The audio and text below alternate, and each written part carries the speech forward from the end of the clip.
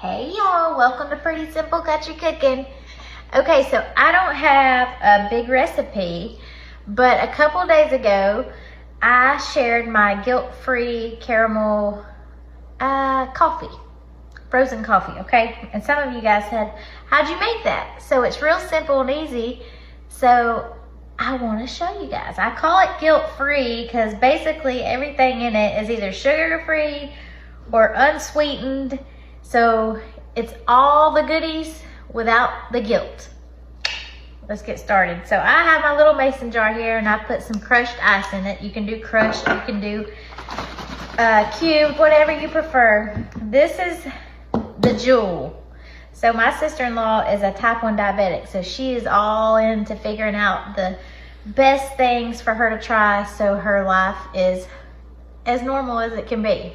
So she told me about this.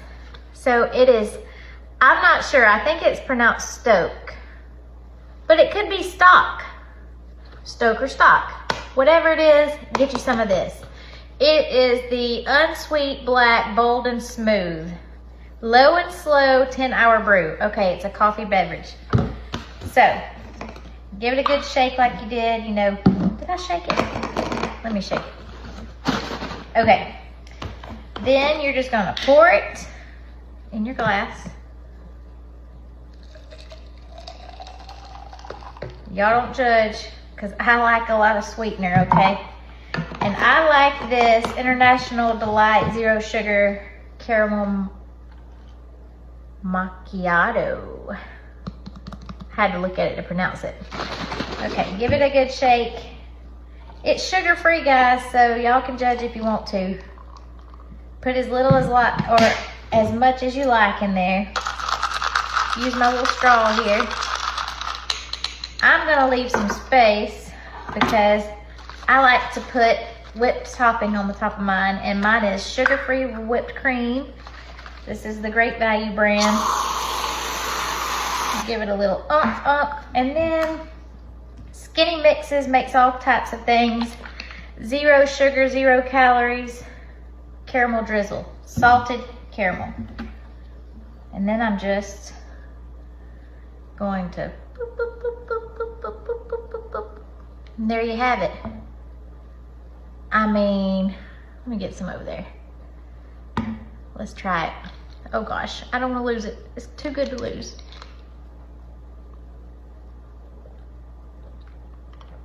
Yes! It hits the spot, for real.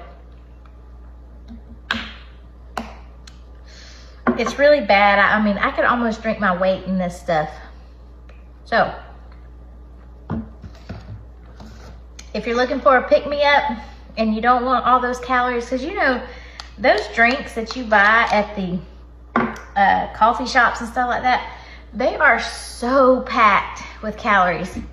I mean, I don't know for sure. I think I checked one time on the ones that I like. It's like 800 or 900 calories. That's a lot, guys, especially when you're not even supposed to have but just a tad more than that. Like, that's probably half of your daily calories a day. So, give it a try. Those ingredients I showed you, I think you'll like it. So, I have something else on my mind today, too. And I'm going to share a little verse from the Bible with you all. It has just been on my mind. I was scrolling through Facebook and I saw that picture of Jesus, and he's like running through the woods, and you can see him like running. And then you see that little sheep in the front, and it's like, it's the parable of Jesus leaving the 99 for that lost sheep. And it's so powerful. Like, it just like rocks me to my core when I see that. I love that. And it's so true, and it's so powerful to think about when you're running from God.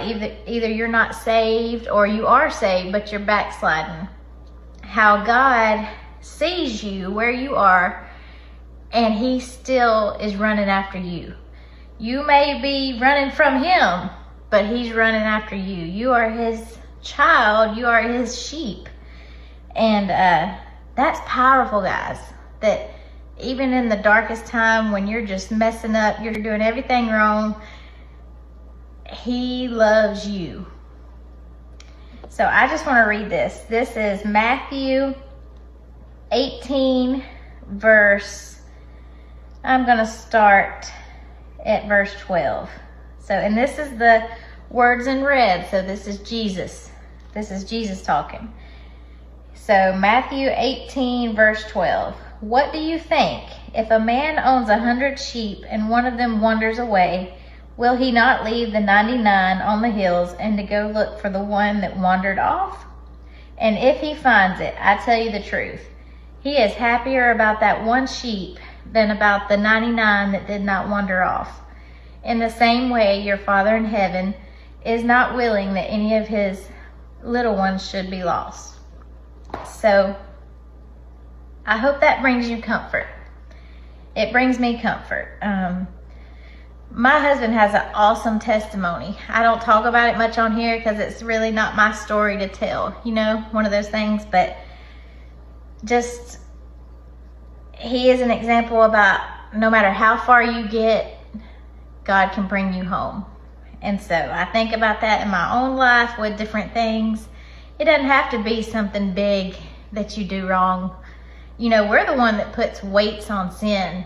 It's not Jesus. But whether it's you, whether it's your spouse, whether it's your parent, whether it's your child, whatever it is that you're going through, no matter how far you wander, Jesus can pull you back in. And if you have that firm foundation and you believe Jesus died on the cross for your sins, you will come back. I truly believe that. You will eventually come back. So anyway, it was just on my heart. I wanted to share it. It comforts me. It was more for me as much probably for you. So keep that in your mind. I just keep that vision of Jesus always running after me. When I'm running astray, He's looking for me. And the Bible says that there's an immense joy in heaven when a child comes home. So anyway, I will be back soon with another recipe. Until then, keep your eyes on Jesus and you're cooking pretty simple. And I love you all. Love you, bye.